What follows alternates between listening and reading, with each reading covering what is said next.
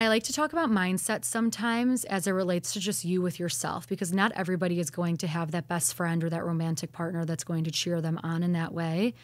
So it does come to having an intimate relationship, a positive, loving voice within that you can rely on. Because at the end of the day, when you have you and you can fall back on self, it's more than resiliency. It's trust, it's courage, it's the muscle that we really want to keep working. Yeah. Because as much time as you spend with John, you're talking to yourself a lot. You're spending way more time with yourself than you're spending with John. So like if he's not there for whatever reason, it's like you have to be able to positively reinforce yourself and make yourself your own best friend versus your worst enemy, which I've been my own worst enemy multiple times. And it also feels amazing when you can overcome that and you really do feel like you're advocating for yourself, like that mental alchemy.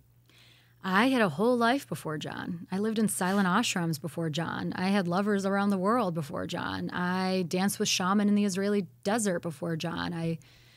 I lived this whole life. And I think it's so important to say this because this is something that I've realized has been really unique. My parents are amazing. My family is amazing. And they love me, but they didn't get it. But I believed in me. I supported me. I cheered myself on. And it's something that I developed through spiritual practice, something I developed through meditation, active meditation. So yes, of course, having this amazing partner, having this amazing best friend, having this community that's going to cheer you on. However, if you can first source from self, that is going to get you significantly further. You also speak to a really interesting point that I think about all the time. You know, when you go to a funeral and people talk about how they were an amazing wife, mother, friend, teacher, like whatever they were, I always think about how before I was a wife, I had this whole life. Before I was a mother, I had this whole life.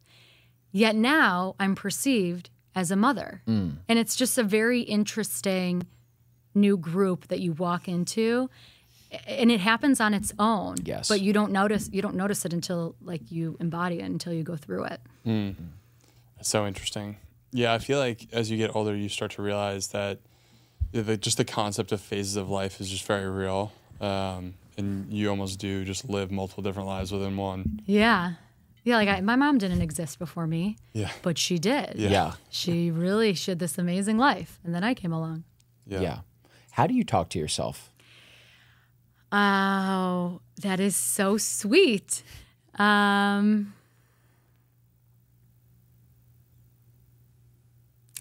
talk to myself as if I'm sitting down with a very dear friend that I trust and have faith in.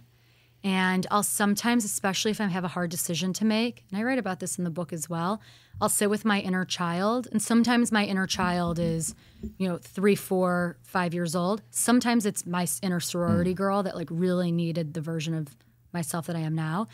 And then I also sit with my wise woman archetype. So who I am when I'm 80 years old that has lived this life, fully gray hair.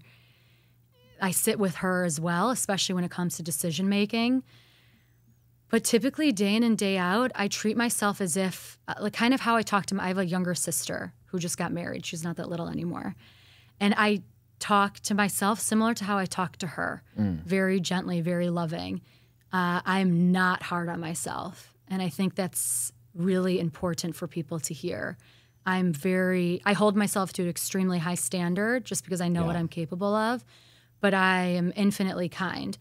The truth is, though, I always essentially eat well, right? I think maybe when I was a sorority girl, I would say, Erin, you ate like shit. Why would you do that? But now I'm at a point in my life where I just always eat well.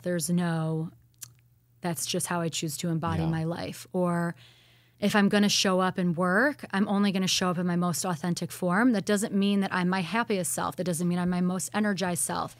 I've cried in front of my clients. I think it's so important to just show up as authentic as possible because there is your truth. There is God. There is your power. So, yeah, I'm very kind to myself, and I think there's medicine in that. How gentle can you be? And that kind of leads to success.